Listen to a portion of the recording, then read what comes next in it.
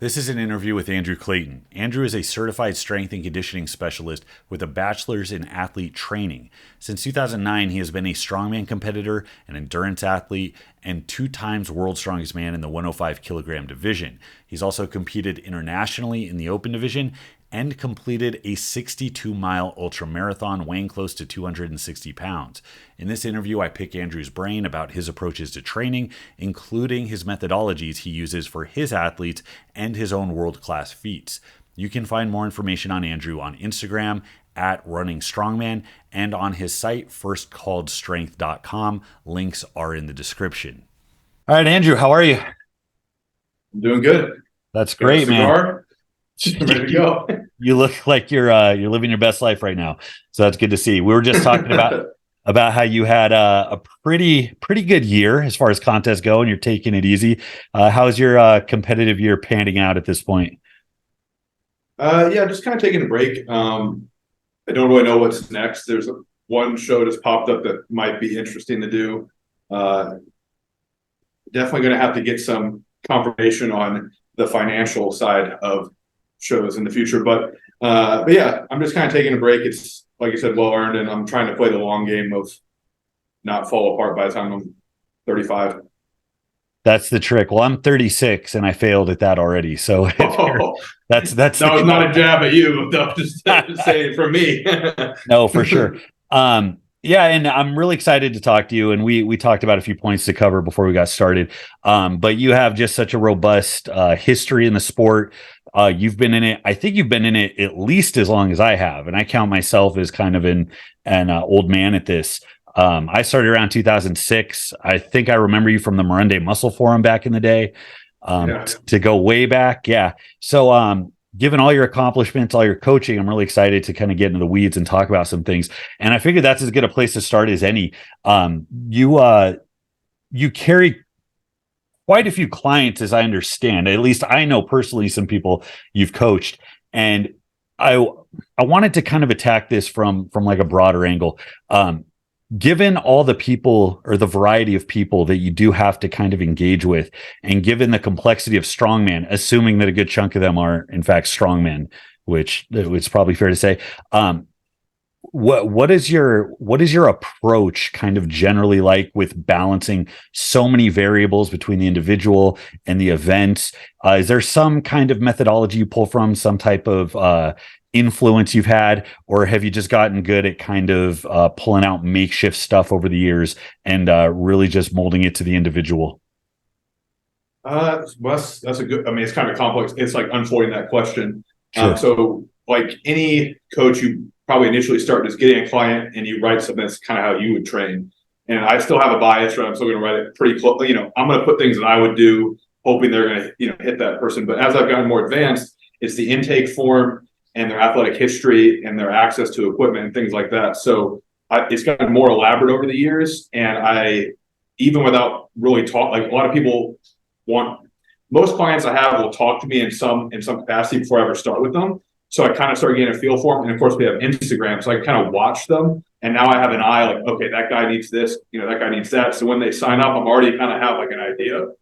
But the intake form helps a ton because it breaks down, like I ask them their weaknesses, I ask them their strengths, I see the numbers, and then I have an idea based on my experience in competing, if they're going to compete, like where are you good and where are you bad, just based on the numbers and times. And I think with the different clients I have, it's going to vary based on their goals. So I obviously ask them their goals. So I would say to answer that question, it's been influenced by every coach I've had in their intake forms. And when I see a coach that I admire or like or whatever, I'll click on and try to get to their intake form and try to figure out what they're doing. And I've hired people to help me with that. So yeah, intake form, get all their information. And then probably the biggest approach that I wrote down is you have to meet the client where they're at and just nudge them. A lot of people try to change their whole plan. And if someone's already training like 3 or 4 days a week and they're doing X, Y, Z, like don't flip the script on them. Just like, oh, hey, like you're doing this style of training. Okay, we can keep that general idea, but let's work in these deficits that you have. And you're basically forcing them to do things that maybe they wouldn't do on their own or they don't recognize, but still in their game plan. And then over time, it can morph into either how I want them to train or something that's, ideal. So I think that answers the question. Yeah, no, that was a great overview, and that touches on something interesting. I talked to Greg Knuckles a couple of months ago, and I was kind of prodding him because he's known for putting out a lot of different He's a genius, programs. basically. Yeah. He's very smart, and he's up here, I'm down here. well, I appreciate his perspective because I don't even know that this is an arena that benefits from like, a 300 IQ or whatever. It's like there's like a workman like approach that I really like and respect. It's like, and I've said this before. I mean, I'll take like Mick from Rocky oftentimes over somebody who spent a little too much time in the academic space. But Greg, I love his perspective because he has all the practical experience. He was a really good powerlifter. He's coached a bunch of people, and he's qualified to actually make sense of the literature. So that's really cool. But he's known for like putting out so many programs in progression. So I was prodding him for like kind of a little inside baseball, like, hey, what things you look for? How do you like get people going? And he said something very similar that didn't even occur to me. It basically said, it's like if somebody's doing something and it's working for them or they like it, like, don't switch it. Don't give them whiplash. That it's important to kind of onboard them the right way, and things don't have to be done just so. I had an assumption for a very long time that every coach was like a king of a certain hill. That's how I heard Dave Tate put it. He talked about people being kings of hills, and that everybody would kind of construct their own really rigid methodology and then make sure that everybody kind of speaks that language and molds just right. And I'm finding, more and more that I think good coaches have a really good amount of flexibility with the different type of methods out there. Yeah, I was working today, and somebody asked, hey, I need my split the move for work or lifestyle or whatever, and it's really a game. I mean, you're a problem solver, and you're trying to figure out, like, sometimes my clients will even write, because they're not all like a low level. I mean, they're intermediate, to advanced, some of them. So they either coach other athletes themselves or they're really experienced. And so they can write a program. They're offloading it to me. So they could write the template and I adjust it, and then I start putting the progressions in. And so that's what I was just doing today. And I think that's what it is like you're constantly trying to find a solution that fits as many hits as many boxes as it can, without overdoing it, and then also without like in strongman especially, there's like the psychological part is in in any sport, but definitely strongman. If somebody hates doing the training, they're not going to do it. So I'm going to err on, oh, you want to do this? It's kind of counterproductive, but if doing this makes you more motivated to train a day later and you do better on that event, then what the hell? As long as you don't get hurt, then it's probably going to be okay. Absolutely. Are there any, and again, it's so many of these cases we're talking about are strongman, and strongman is so varied with all of the different events that all kind of hit your posterior chain in like a different but equally like shitty and taxing way. Are there any methodologies that you've had to kind of like hit the brakes that you had to steer people away from more aggressively, because whether it's a way of progressing or a way of organizing training that you just found really isn't compatible with the sport? I think so certain events don't need to be trained every week. And so if they're more stressful, those might not do well in like a block or just linearly progressing through the block and then deload, or they'll do well when they're like at a moderate intensity or lower percentage or whatever. But then once you get past a certain amount, and then also once the other things are also coming up, then maybe doing a yoke walk 4 weeks in a row is not as beneficial. So I think that's where things might change, is where powerlifting, we obviously know it's squat, bench, deadlift. Yeah, you could be in wraps. Yeah, you could be in a mono, but very predictable, all the same planes, et cetera, same events. Strongman's not. So you're based during, say, the week when you're not training events, or when you're training like less events, and on the weekend when you're training events, since that's still pretty typical of a strongman athlete, you might have the week stay roughly the same, but the event day could be alternating. It could be blocked for certain events that aren't as taxing. It could be, rotating through 3 different things where it's speed, reps, and max. And that's kind of like its own little wheel. And then the week is like on its own little wheel. And it's tough because one of the issues I'm running into, and I'm not really saying I'm running into it, is like, when do you deload someone? And a lot of powerlifting is the whole week is deloaded. There's a lot of benefits to deloading a whole week, but strongman, like you need to touch events every so often. So that deload might be different. So I'm still a proponent for most clients of first, it's your life is going to deload you. And then two, it's like which things need to be deloaded. So I'll put in people's programs like, hey, we're deloading event day and like squat and deadlift, but like upper body's going fine. And when I pull that out, obviously it's going to be more recovered. So maybe we don't need to deload upper body this week, or we don't need to pull back as much volume for upper body. We'll recover just by, pulling that out. And as you mentioned, it's mainly a lower body. It's mainly a posterior chain sport. I mean, you're lucky to get like 2 out of 6 events be press. So if I'm going to deal with something, I'm going to deal with the thing that's being run into the ground, and that's going to be posterior chain, not as much overhead work. Yeah, and I fall into, well, I don't want to say I fall into the same camp as you because you're on another level, but I know that when I see a contest with 2 overhead events in it, I'm signing up. No questions asked. I see that and I hit the payment button. Yeah, the recovery from so much of this stuff, and that's just as much of the learning curve, I feel like, as actually figuring out how to maneuver around the events, because everything can hit you so differently as far as like your time to recover from a heavy yoke walk versus a tire flip versus carries. And some people are mutants, and it feels like you could have them like carry all day and they don't break a sweat. Whereas if you have them do some other modality, it crushes them. Well, that's the problem is those people could potentially program for others who have like maybe like the mental fortitude to do the programming, but not the physical resiliency or the need to. I mean, if you're not going to gain points on yoke, or not going to improve your yoke very much to gain points, like you're already, gaining 8 out of the 10 points, you're trying to gain 2 points. What's that going to be worth when you're trying to gain a lot of points, in the week doing other lifts that are going to be in the show? So it is a very complex question of what do we work, where do we focus? And then I guess for people who are like, well, I'm not competing, what's the big deal? It's like, okay, well, is doing a heavy yoke walk on the weekend worth trashing 3 other training days? Because if you like to train, you want to be able to train more often. And so picking the right things to train, even for enjoyment purposes, you might need to be more intelligent so you can continue to train in the gym. It's cool to max out, but if you max out every weekend, you're not going to enjoy, a whole week of training very often. Absolutely. And I remember a couple of guys, because since I started, I've been trying to pick apart other people's performance, and you get kind of a critical eye for how the successful people do it versus the people that kind of stay as gatekeepers.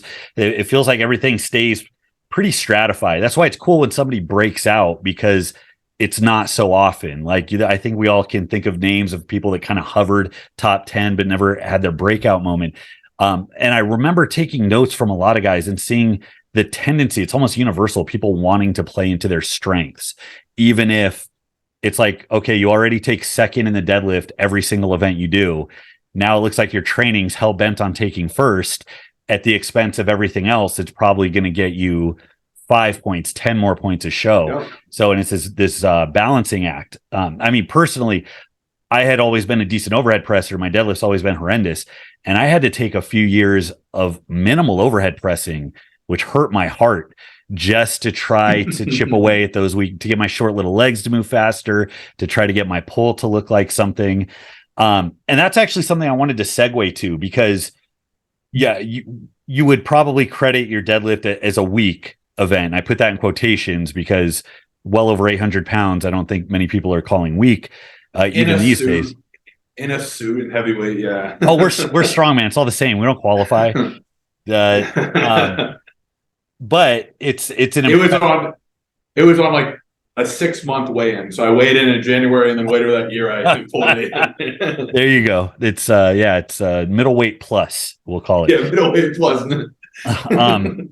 But even as something, you have an athletic background, you're good at the moving events, you're a monster overhead. And then to have this thing that is so important to the sport, especially as you get to like the crazy elite open levels. What kind of tactics did you use to take that and kind of get to the minimum threshold you needed to be competitive at that open level? So I don't think I was really that competitive. I still lost a lot of points there, but I think the fact that I was able to make, so probably the biggest improvement I made was not hitching anymore. And this happened before I even went pro. So I competed in the Arnold Amateur in like 2013, and after I did a local show, and I talked to now a very high level pro strongman, and he's like, yeah, I deadlift like, basically he said he deadlifted more frequently. And I was currently training with someone that was like one top set, that's it. And like when you're really young, that's not enough. One, it's not enough volume. Two, it's not enough practice. So I think of those as different, right? Like you can do volume, but like, are you practicing the first rep? Are you practicing the positions? And then also like, how taxed are you really doing like 3 reps of a deadlift? Like I would go out like all you can eat places right after as if I just did a really hard workout. So I just like flipped the script. I did 4-week blocks. I pulled twice a week. I started off kind of how you talk about, like start off where you can make, go down the road, longer. So I started off there, and I basically set it up to where every 3rd week I could hit a small rep PR and then deload and then go back down the road and try to go a little bit further the next time. And I rotated like only one variation after. And I used that actually to get my pro card. So even though I only pulled 706 in the gym, I probably was capable of like mid 700 when I went pro as a heavyweight. I wasn't hitching anymore. I did tons of glute work, even though it was hip thrusts with bands, like whatever. I just like, hey, my glutes aren't working. I need to do something. So I think it's just trying to identify where your weaknesses are and then starting far enough down the road. And the problem when you get to be a pro, like as a 105, is the cost of me doing that too much could hurt my other events. So that's why some guys in pro levels like don't ever improve their deadlifts, is because they got to make money. And they're already placing top 3.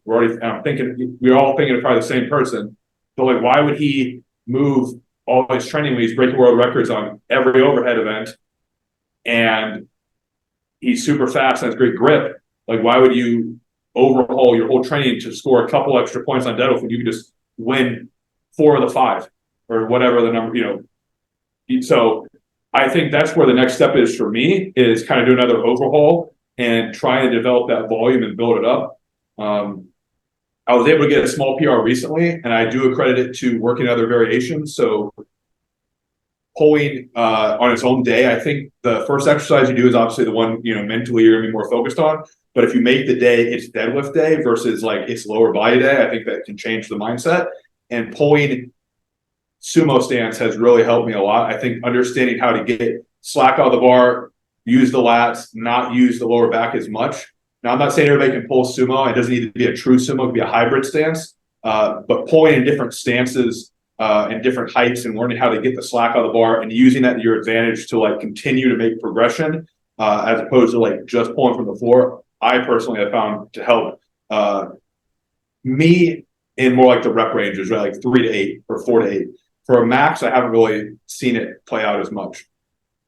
I credit a lot of the success I had early on with that top end bit, because even when I was an atrocious deadlifter, above the knee I was pretty good. If something got to my knees, I could whip my hips through. So when you made that point at the beginning about not hitching anymore, learning how to get your ass forward into the bar, as opposed, some people, they teach themselves to hitch first. It's like the people that teach themselves to jerk before they have like something that looks like a push press, right? It's like sprinting before you can walk. And you would think that it would be a simple enough movement, but I don't think it's that uncommon for people, once they're forced to kind of just maintain position, keep their knee angle and get their hips forward. It's like, oh, shit's not turning on right now. Like, why isn't this moving?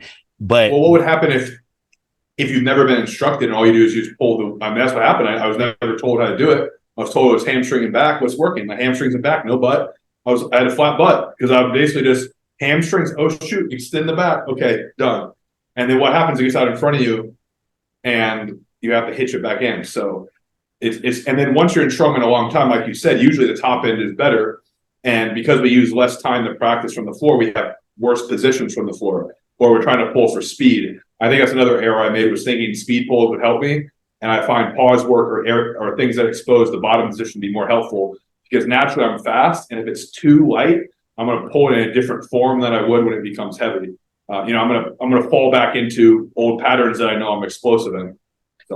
So on the topic of bottom end strength, have you found a preference for types of movements? Because I always look at targeting weaknesses as just trying to disadvantage yourself at that spot, whether it's Yeah. by slowing down, more tempo, a pause, like let's say mid shin if you suck mid shin, but on the bottom end, I mean, you can also increase range. You can do stiff legs or RDLs or deficits. Is there kind of a go-to that you've gone with, or are you still kind of experimenting?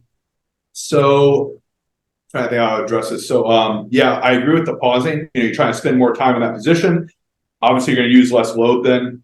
You were talking about Greg Knuckles. I think he had a point on his podcast one time where you get stuck is not necessarily the problem. It's like before that point. So like where you get stuck in it, people think like you get stuck in the hole of a squat, but it's really like as you come up and you try to transition, that like you don't have enough speed to like drive through that point. So that's the true sticking point. It's not actually in the hole. So I played around with where people pause. So I also periodize that.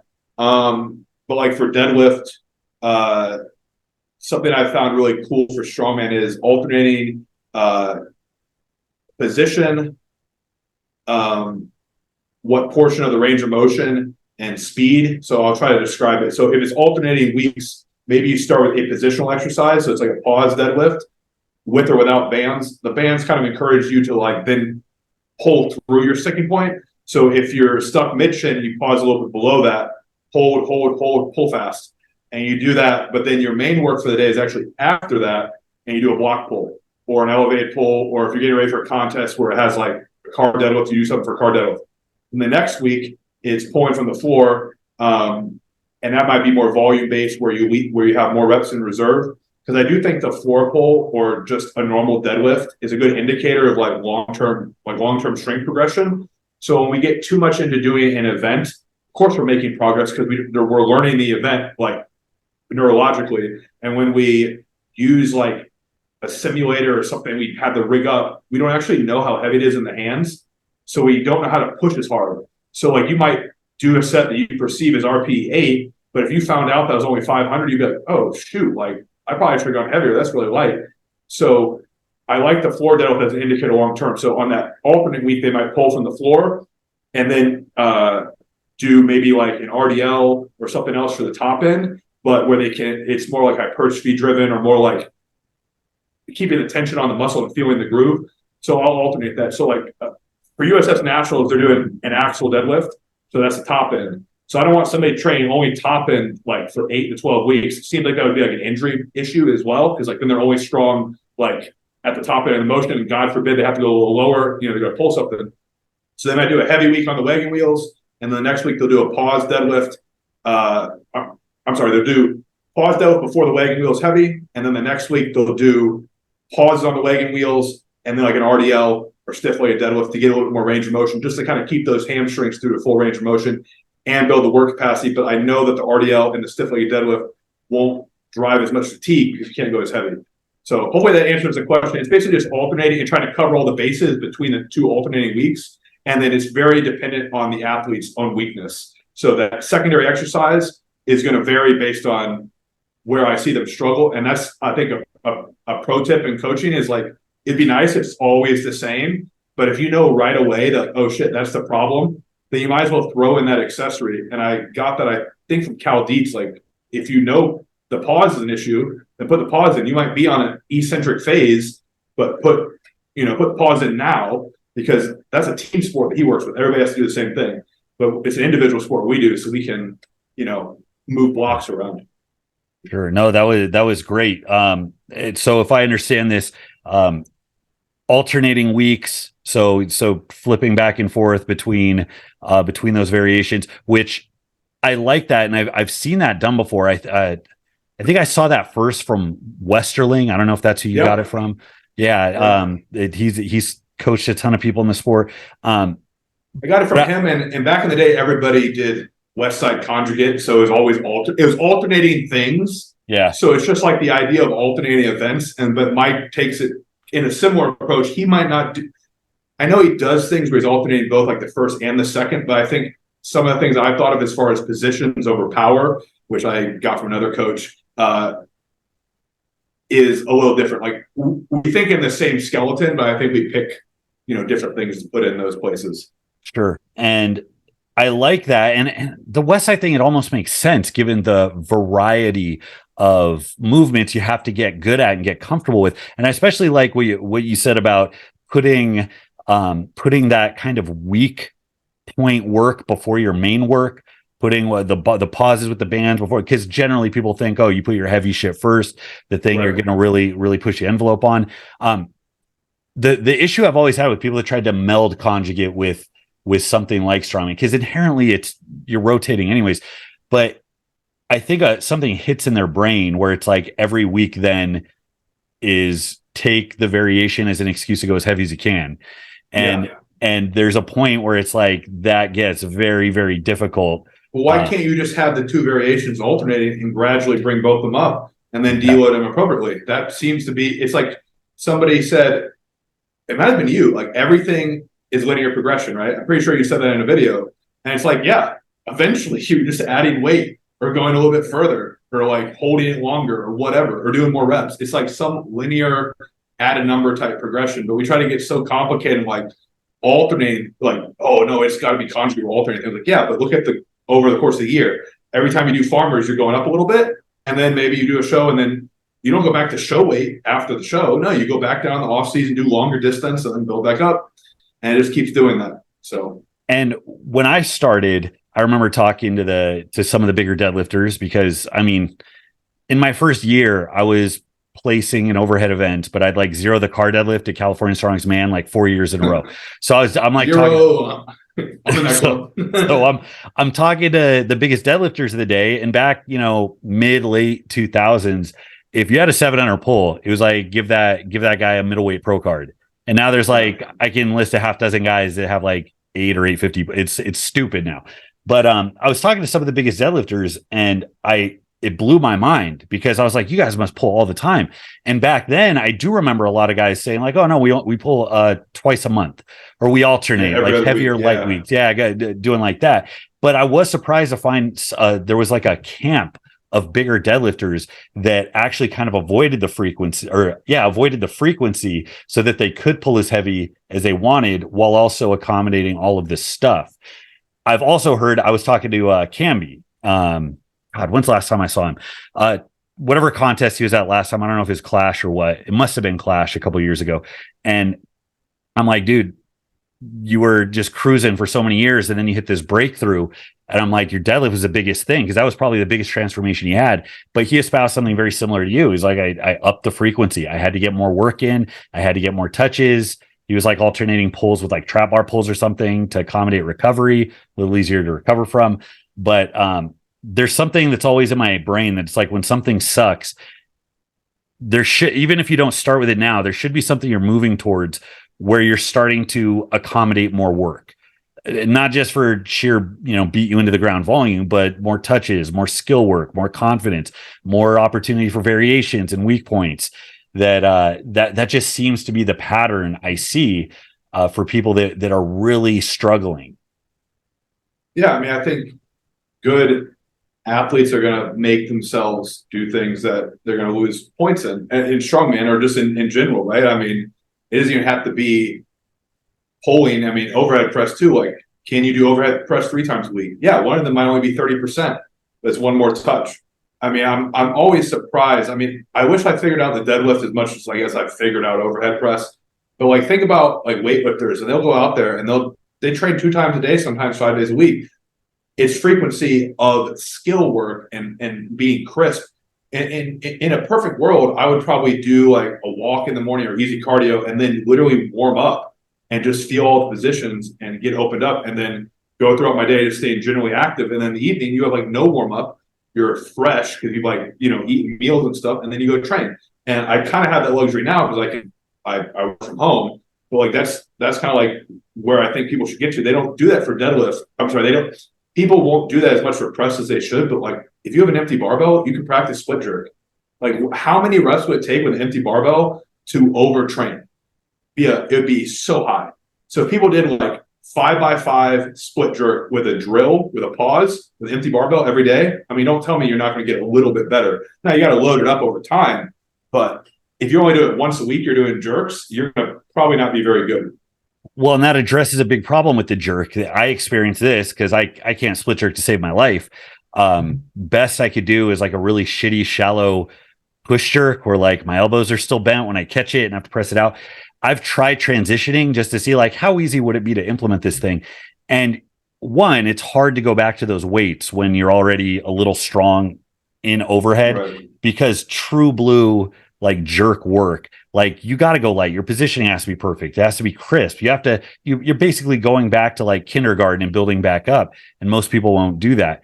So that seems like a really easy to implement recommendation to ditch the impulse you're going to have to like, oh, let's do a plate. Oh, let's do 2 plates. And the next thing you know, it's like you're going forward, you're not landing evenly, and it's a big mess. But when do athletes have to an athlete has to like relearn things when they get injured? And when I talked to Shane Germain, he told me, he was like, you got to forget you know how to do it. And that's a good line, because once you've like learned patterns, it's really hard to forget them. But because you have all this confidence, like you've done 400 before, or done, if you pulled 800, you pulled 800. And that's good to have that confidence. But when you're relearning the skill, I mean, so many powerlifters have switched back and forth from conventional to sumo to get leverage, to then they pull an adductor, now they're back to conventional. And it's like, that's what you have to do to be a good powerlifter. I think strongman can kind of take a little bit from them as well, is like, hey, like that stance or like that style of pressing worked for a time, but now with either body weight changes or injuries or whatever your strengths have now become, you might have to change like how you press. So even myself with some injuries, like my log press, I really haven't been able to get in the split jerk. I needed to with the weights I've been using. So I've just been more proficient on, can I viper press it? Can I strict press it? Can I push press it? And that's not great long term, but for the short term I needed it for, that was what I needed to do, was like keep those things hot, because I don't need to get into like 1 rep max strength right now. So I didn't waste my recovery on split jerk in that case. Now, talking about injuries and having to relearn things, you had a pretty devastating one. I believe you're going for the axle world record at the time. It was the American record, but I was going to be able to hit the American record easy.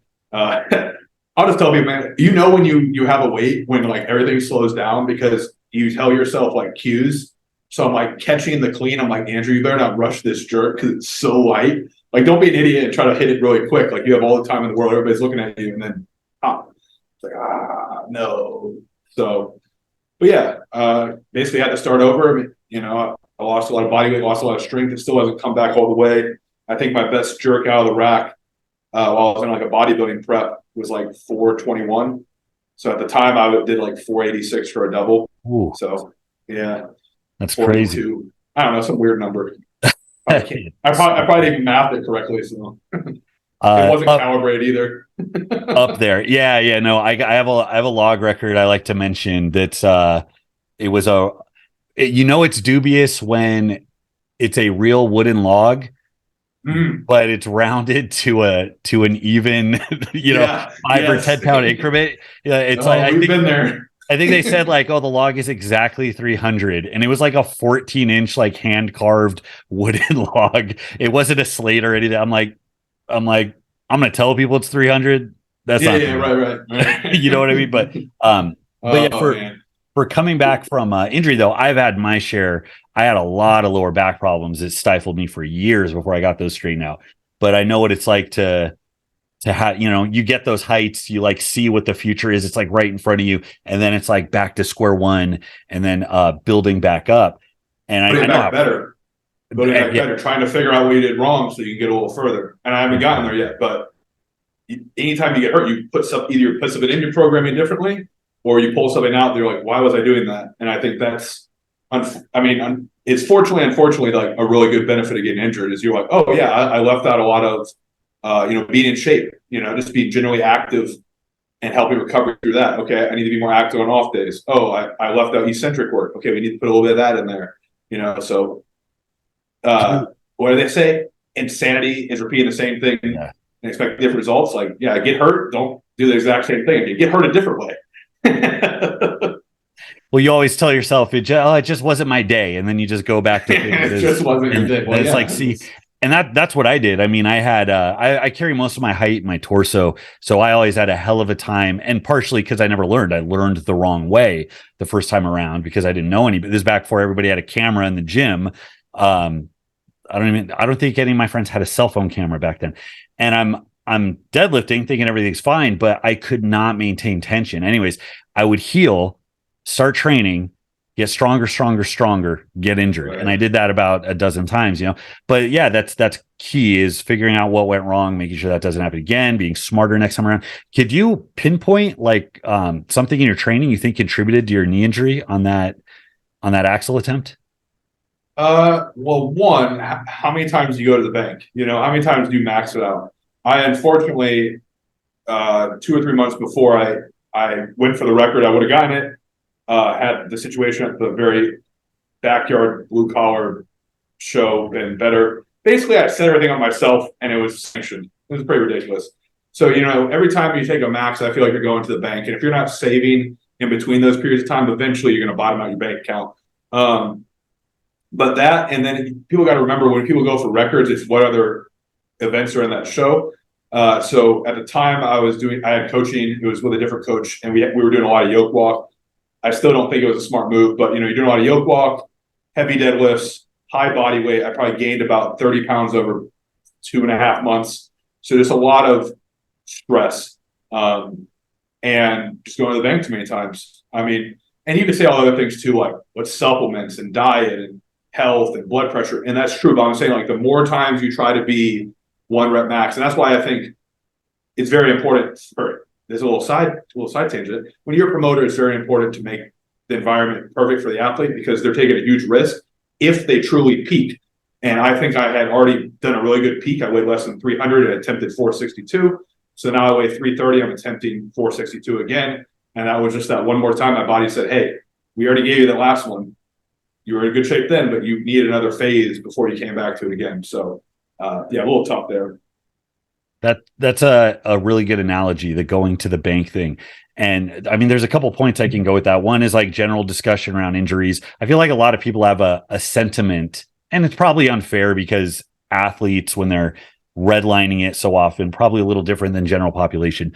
But there's a sentiment some people will have that, oh, it's just part of the game and you don't really worry about it, and you need to go hard, and you need to be in the gym, you need to be putting an effort to grow. So it's just a matter of, you're going to get bumps and bruises.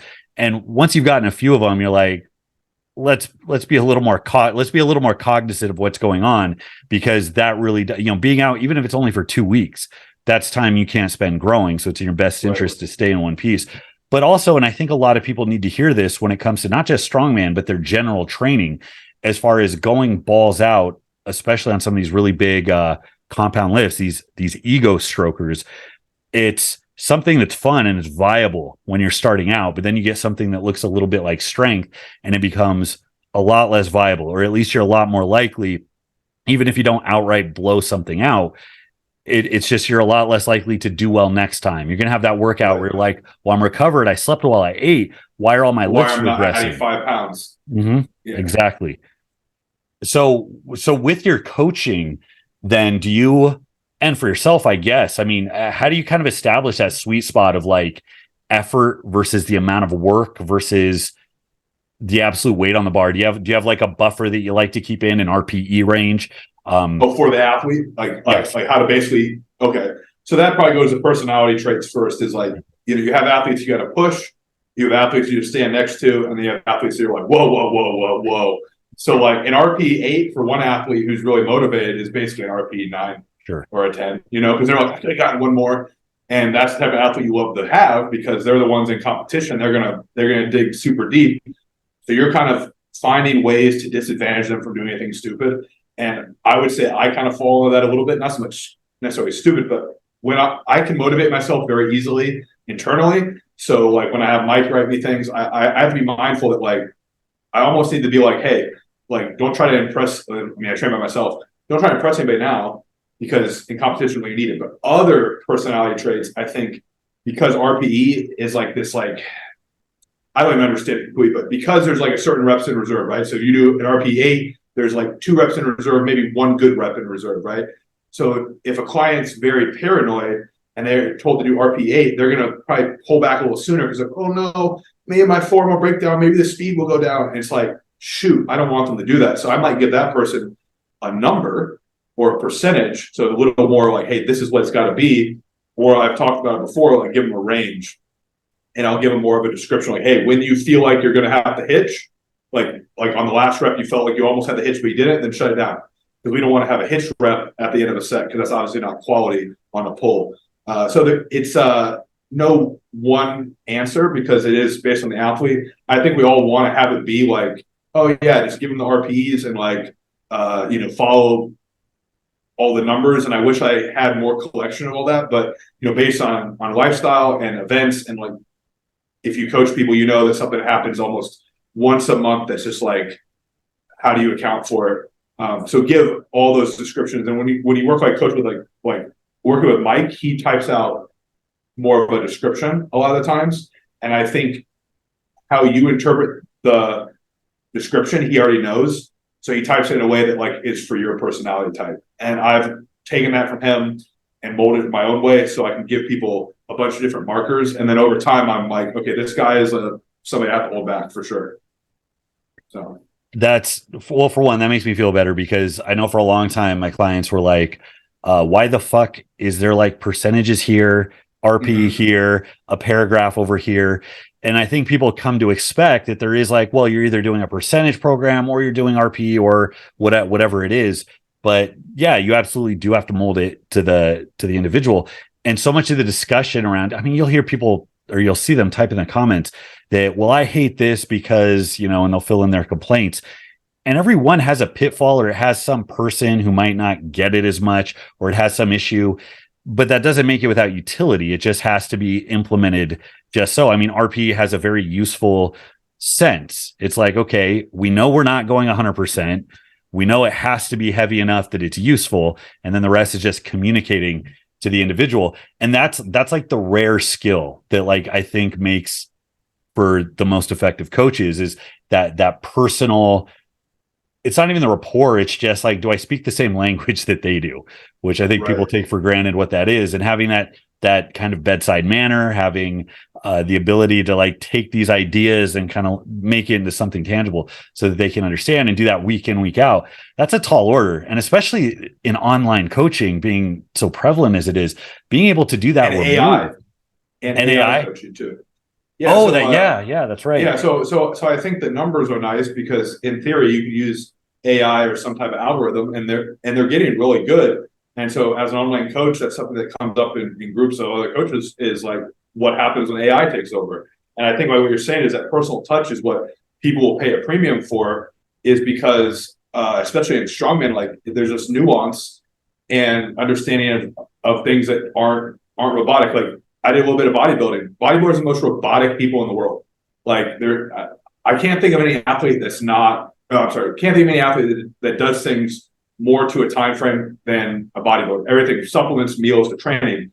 But look how many bodybuilders still fail on some of those things. So if you have someone that's that robotic and they still can't hit every box all the time because they're traveling to expos or the gym is different, then how can you expect strength athletes to be as precise? And I just don't like the absolutes of like RP is the way to go, because there are things that it does a disservice for in strongman. And I will never say I know enough about it. I still need to learn there, but I just don't think anytime that you limit the tools you can use is probably a bad idea. Yeah, I think that's a good point. I think everything is something in your belt. And I think anybody that can really hold in their head the amount of complexity and variations that they have to work around to be able to cater to a wide variety of people, especially in a sport that's so varied. It's like, if something can help you even in one scenario, that's going in the toolbox, because even if you don't use it now or most of the time, it's still very useful.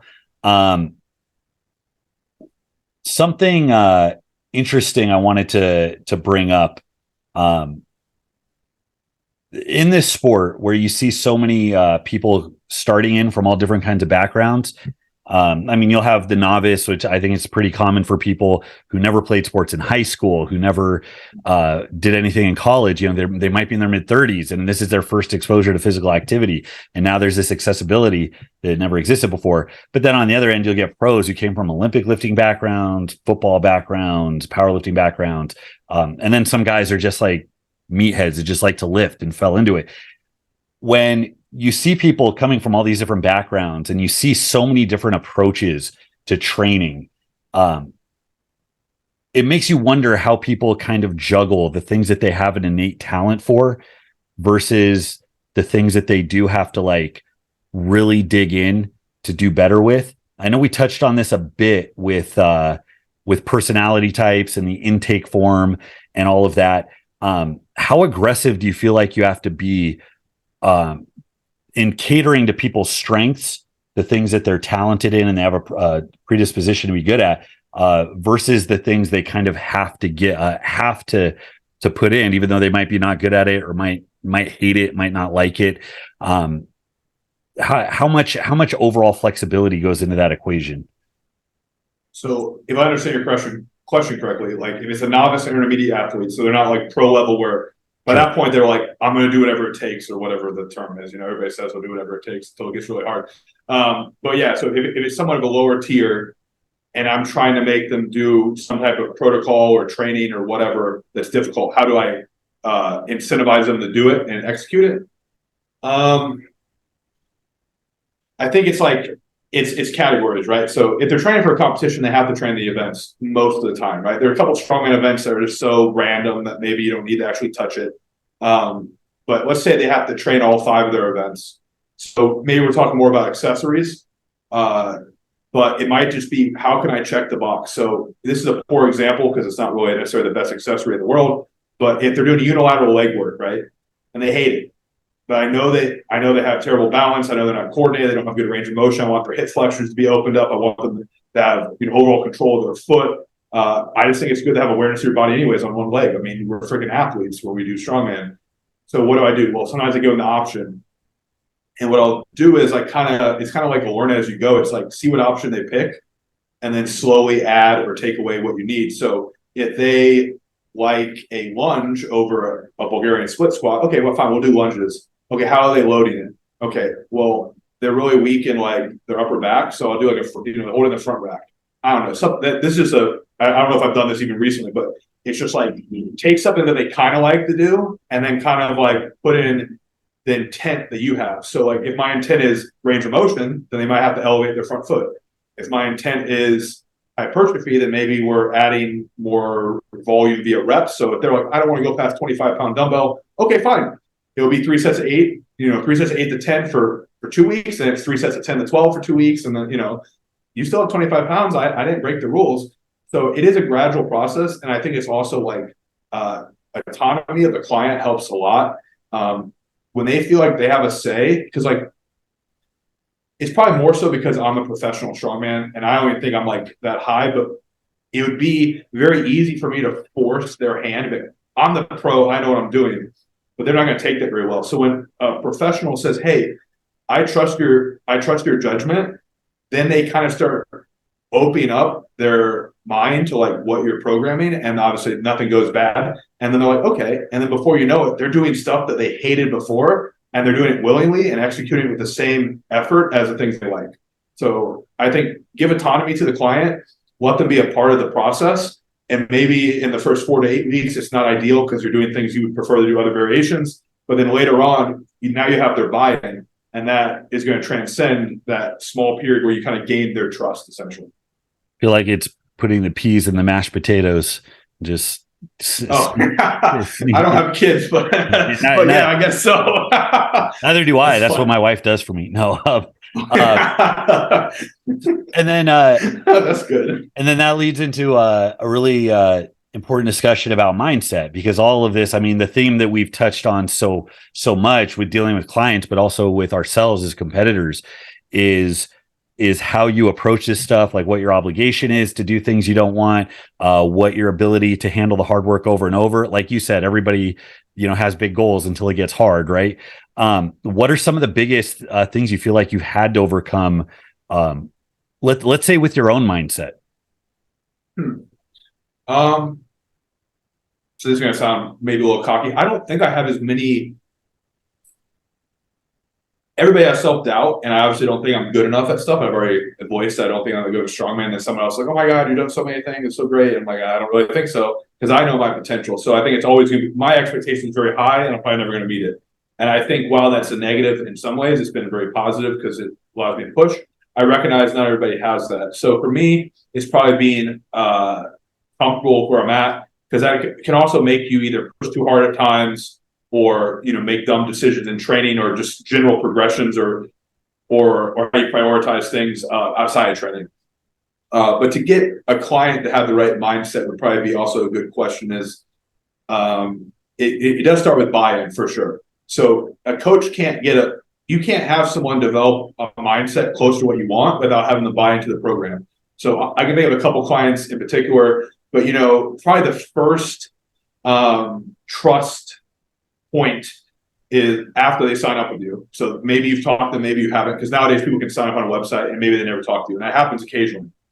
Is okay, you're paying them money. So you're buying a service from me. Is it even worth that amount of money? So the first way to gain trust is make it valuable to what they're spending. And so once they recognize that, like, okay, it's worth justifying more towards this coach. And then it's developing trust as they're an individual versus a number. I think that's where some people get lost is now they're just on a spreadsheet. So adding that personal touch, like we talked about, so that helps. Adding the autonomy, which is like, oh, I'm actually a part of this. I'm not just being coached by said pro. And so now they're part of the process. Now we're a team. They're bought in. There's definitely an element to, as I've gotten more clients, having a community. They all communicate. They're all going through the same suffering that I give everybody, right? Oh no, the tempo. But yeah, so it's just building that. So then at some point, it's like they're not even a client, right? They're just part of your everyday interaction as an individual. And it's easy for that person to have a mindset. And then you kind of feed, like they feed off of me, I feed off of them. Because if my mindset is very determined, very resilient, I'm more than never quit shirt for a reason.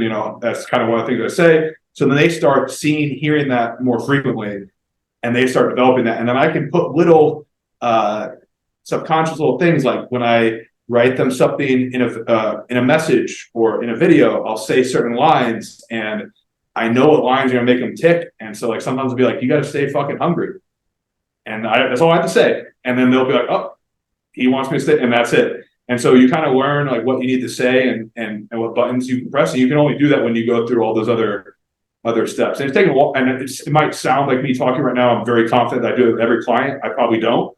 But it's something I've gotten a lot better at over time. And I think when you look at good coaches, that's something that they all have in common is they have full trust from their clients that not only they're going to get better, but that I have their best interest in mind. And it's funny because it feels like all of this, it's like you can double bill as a strongman coach, but also a life coach. Because one of the things that I do love about training, and it's where I find it so important, it's where I'll actually like have a gap between me and somebody else who does the exact same thing if they don't recognize that aspect. But all of the coming up to the point where you're aggressive, where you know how to be hungry, where you know how to push yourself, where you know how to show up, how to build the consistency. I mean, this is stuff people buy dozens of self-help books over. This is stuff that people spend thousands of dollars on courses over.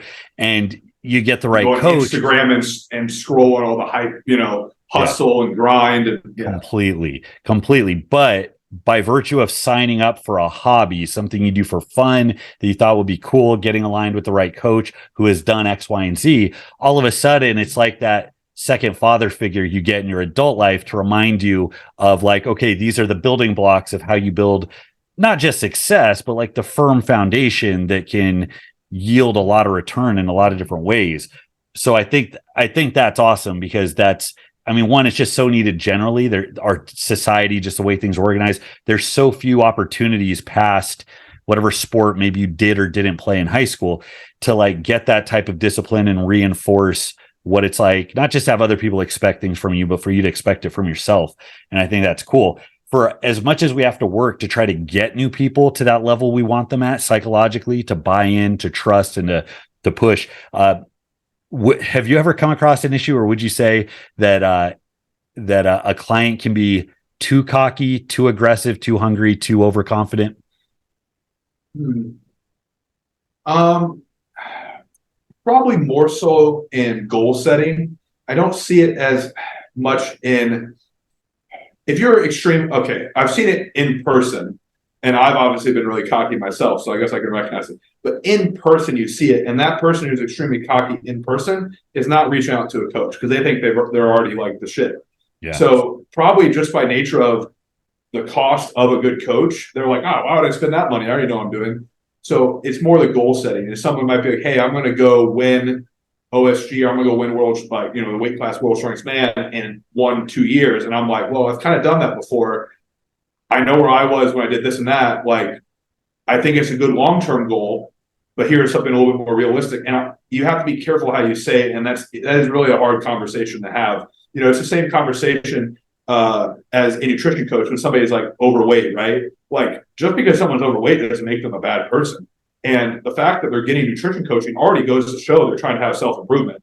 But like, if you're like, hey, it's okay that you didn't lose weight the last 2 months, even though you're on a weight loss diet, like, no, you got to be a little harder and be like, hey, like, you kind of need to get your shit together. Otherwise, you're not going to get better. You're not going to be healthier. And it's hard for me, believe it or not. It's hard for me to really like crack down on some people because I see the negative of being harsh as way worse than the positive of what I'm giving them. And as long as they're making some progress, like, I'd rather take, in the weight loss example, 1 or 2 pounds a month forever than have them like obviously lose like 5 to 10 and then hate me, switch coaches. That coach cares even less. He's got a bigger roster. And then before you know it, they're back to being overweight. They don't lift. They hate everything. So. Yeah. And the over optimism thing is something that I struggle with because I mean, I can say I've benefited from a lot of unearned optimism when I was younger, the same thing that I would probably be inclined to check somebody for now. And then I have to get right with myself. Like, am I just checking this because once you've been around for a while, you just think, it's like you're the old vet and you think everybody needs to like take a knee. Or if it's actually for their best interest, because I know for a fact that I know the things I said when I was 16, 17, where, you look at Bill Kazmaier and you're like, I think I could do that. And I know how insulting and stupid and potentially counterproductive it is. But I also know how far that got me because, and I mean, you even alluded to like, you're not satisfied because you know what you could do. And when you do have this sense that, well, I can do X, Y, and Z, your eagerness and your hunger to get in it and get after it can be really, really unparalleled. But at the same time, and this is something that anybody with like, I had a gym for 6 years. I've heard about this from MMA gym owners. I've heard about this from CrossFit gym owners. You always get the kids that show up and they're like, well, I'm going to go to the games next year, or I'm going to be the next UFC champion or whatever. And it's real hard to try to get that. And it's like, I want that optimism, but I want it funneled like right here. And getting that balance of like checking expectations versus keeping that fire fueled. That's a. I got one line for that stuck with me. It was, don't be a flash in the pan. And it was someone I was talking to back in 2013, actually just spoke to me today. And he said that. And like, when you're young, you're super, like, this would have been, I've been in the sport for like 4 years. So relatively new still, right? You're still getting some novice gains. I'm growing in, being a person or, being an actual like adult.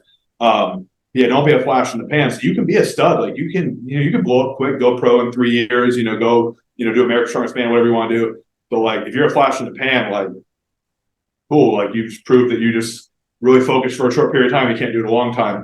And there've been periods where I had that. And I see that in athletes, like you're talking about, they're really eager. And then one bad thing happens, one injury, or they lose the fire. But that's really stuck with me is I think that's what I would tell a client that is getting that kind of like over optimism. What they can do is, hey, if you're going to do it, just, hey, remember, it's going to take 5 years. It's going to take 10 years.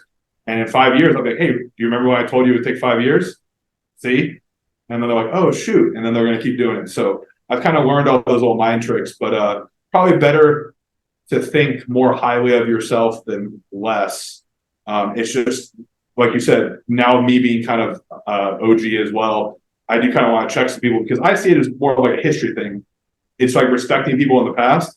So maybe in the past I didn't respect as many people, but now looking back, there are definitely some really great strongmen who were on their way down. I was coming up, but like they were at the top for a long time. Mm-hmm. And so, yeah, I kind of caught them at the end of their career. I was able to, maybe beat them or do some of the same numbers, but the dude was doing it for 10 years. Yeah. So a lot more respect there. Well, on the flash in the pan comment, my first training crew was, now it's East West Strength with Scott Brengel, where Sean DeMarinis came out of. And Scott Brengel used to call those people a fart in the wind instead of a flash to the pan. I feel like there's a t-shirt in there somewhere. And then I know an extra dynamic of that. I mean, the unearned optimism. I also feel like people that are successful, and maybe this is projecting, but I feel like there's potentially this sense like I can do X, Y, and Z, but it's also paired with a weird type of self-loathing duality that comes with like not being satisfied, not being complacent, almost identifying with the progress you make for, however healthy or unhealthy that is. And I always feel like there's something like when somebody's having too good a time, I'm like, you're enjoying this too much. I need you to have a little bit of the hatred that I have. But, again, whether or not that's good for the individual, or whether or not that toxic mindset that's fueled so many champions, because everybody at the top is a little off. And, right. and it's like, how much of that and that's not your client base. Yeah. My client base right now, I can probably think of, it's probably 5 to 10% that have that like blood in the eyes, like, would just do whatever. They're the type of people that train when it's raining. They're the type of people that train like at midnight if they have to. The rest probably, so that's 10%, probably 50% genuinely enjoy it. If they miss a day, but they're doing something else fun, it's okay. And then that other, 40% is somewhere in the middle where, again, they really want to be a champion. But when it really gets down to the nuts and bolts, like it might not be worth it. And that's okay. As long as they're prioritizing something else, then it is ultimately it's their decision. And as a coach, I don't think it's my place to tell them what they can and cannot do. And I try to just tell them, hey, that's something you have to find out, but this is my experience. Probably my toned down experience, because I don't want to be like, yeah, I was willing to quit my job to do this. So well, that was a very reasonable response. I was hoping for some type of like dark Jedi or Cobra Kai, let's sweep the leg type advice. But no, I mean that's we can redo it. I mean, I can do a part 2. No. There we go. Yeah, for the I think it's worth. I mean, for those 3 to 4 clients I have, or whatever, maybe in a different life, if they, maybe they didn't have a family or something, it probably would be worth gambling. You know what I mean? Sure, because you'll never know. And eventually you make the money back, and eventually, well, hopefully your body, repairs itself enough to be able to like have I mean, nowadays everybody's out of shape anyway. So, I mean, even with my knee surgeries and my knee not being able to extend all the way, I'm in phenomenal shape for an average individual. But yeah, for some of those people, they do need to hear that, like, hey, if you're going to take the gamble, you need to do it right now. And I'll just add, that is one of my regrets, is I should have probably taken a little longer to finish college, because that's when I that's when I got my pro card and I had some opportunities. And I finished college instead. And I think in strongman especially, it's all about momentum. It's how you get invites, it's how you get bigger shows. It's not a long-term plan that's very wise, but it's what you have to do. So like you gotta strike when it's hot.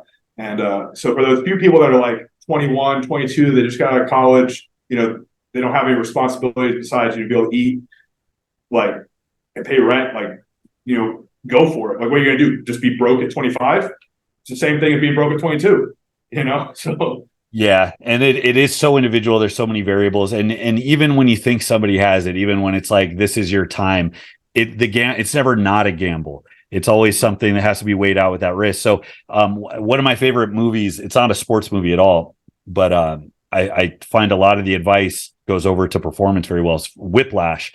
And they were talking about, it's about drumming. It's about a musician who's killing himself to try to be the best drummer. It is like, so it shows him like drumming and he's bleeding from the hands and he's like dripping sweat and he has an abusive instructor.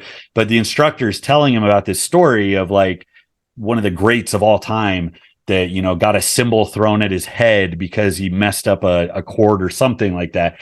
And anyways, the moral of the story was like, well, aren't you going to dissuade the next great person if that's how you treat them, if that's how you try to get the most out of them? And then the response is no, because the next great thing would not have been dissuaded. So it's almost like the best thing you can do is wait for the talent to take it upon themselves. It's like that's not an optional piece of being the great, you know. So dealing with a wide variety of athletes, I can only imagine some coaches are really hungry to try push them as far as they can, but it's like that has to be an internal thing that has to come of its own accord. You're not going to instill that in somebody else. And especially like we've been around long enough, you see how many people like hit the ground running, they do well, but there are not a lot of people, like you said, it's all about momentum. There are not a lot of people that can get that cruising altitude for very long. You know, once you're hovering and you're almost there, but you're not quite, psychologically, that takes it out of you, takes it out of your body. The people that are right there tend to push harder, I think, and wear themselves out quicker. And that's why I said before, it's like the people that actually have those breakthrough moments, it seems like it's so few and far between, because the guys that are the shit, it's usually like, you know, right off the bat, like, oh, that guy's coming. Right. I think a great example of with clients, whether or not they should push or whatever we're talking about is, I used to get a haircut when I competed and I want to look at Mr. T. So, get the mohawk. And I went in and the lady's like, that's going to look, she literally told me that's going to look stupid. And I was like, I thought I was the one paying for the service. And so he proceeded to mess up my beard because you cut like my side of my beard off and the hair, whatever. It was not worth the haircut. I still don't like getting haircuts because they always mess something up. If my barber Alex is hearing this, he does a good job. But it's I guess it's kind of like with how you coach. It's like they're paying for your service. And if somebody said, hey, I want to make no progress and just be healthy, it'd be absurd. I probably wouldn't take them on voluntarily. I might refer them to someone else because they're a better fit for lifestyle, whatever. But like if someone literally said, hey, my goal is to do, to train 5 days a week and be able to play with my kids on the weekend, then that's how I structure their program. Like, why would I tell them, oh no, you got to give up time with your family to make this optimal so you can have a rest day before you do events? Like, that'd be just dumb. So I think I do, while I have the perspective of a pro athlete, I have the perspective of like, it is a service, they're a customer. I do have to answer to them a little bit. The cool thing about being an online coach that has a good number of clients is you can say, hey, I'm not a good fit, which does make I don't want to go too much into online coaching stuff, but it does make the online coaching space interesting because coaches do sometimes just pick the best athletes to coach. But there are plenty of coaches that, like you said, my roster is very mixed, and I'm okay with that because I get just as much enjoyment out of someone hitting a 5-pound PR going from 150 to 155 on their deadlift as I have someone going from like 650 to 700, or whatever the numbers are. So it just kind of comes to the territory of, you work with a bunch of different people and have different goals and you're trying to serve them. That's great, man. Well, we've covered a lot of ground. I'm sure we could go longer, and I'm sure there's going to be a lot of follow-up questions, all of these. But I want to thank you, man, for joining me today. This was a really great conversation. Yeah, absolutely. And I've been watching your videos for a while on YouTube, so it's cool to be a part of the library of material. I appreciate that, man. I'm trying to make it better every day. It's weird because I live in this room. I don't talk to other people. So it's weird when I actually talk to someone. They're like, I watch your stuff. And I'm like, my brain convinced myself I was just talking to the camera this whole time. I'm like, shit, Pete, what did I say? Exactly. Where can people find you? Where can people get in contact with you? So probably the best place is on Instagram at Running Strongman. I also have a business profile, which is at First Called Strength. That's also my website is firstcalledstrength.com. If people have questions, even if they just want to send me a video and ask about form or anything like that with Strongman, I try to get back to almost every message on Instagram. Sometimes they fall through the cracks because Instagram is the algorithms and shadowing and whatever nonsense they do. But yeah, please feel free to reach out. I'm more than happy to help. All right. Well, Andrew Clayton, thanks again. Go ahead and reach out to him if you are interested in coaching, information on lifting, strength. I mean, the man runs ultramarathons. So you can find Andrew there. Thanks so much for watching, guys. Till next time, this is Bromley. I'll see you.